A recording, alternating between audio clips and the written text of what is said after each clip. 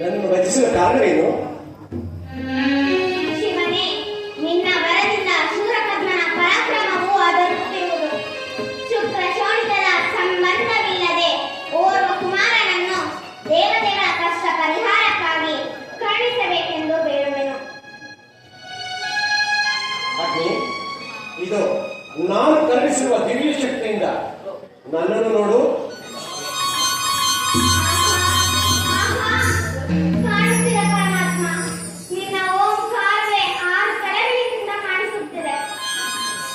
ಅದನ್ನೇ ಅರ್ಥಾತ್ ಶಿವಯೋಗಿಗಳು ಷಡಕ್ಷರಿ ಎಂದು ಕರೆಯುವರು.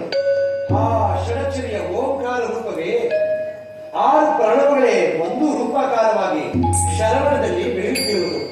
ಆ ಶರವಣದಲ್ಲಿ ಬೆಳೆಯುತ್ತಿರುವ ಓಂಕಾರವೇ ಶಿವಕುಮಾರ್ ಎಂಬ ಹೆಸರು, ಅರ್ಥಾತ್ ಷಣ್ಮುಖನ ಹೆಸರಿನಿಂದ ನಿಮ್ಮ ದೇವತೆಗಳ ಕಷ್ಟವನ್ನು ಪರಿಹರಿಸಲು ಆಗಬಹುದೇ?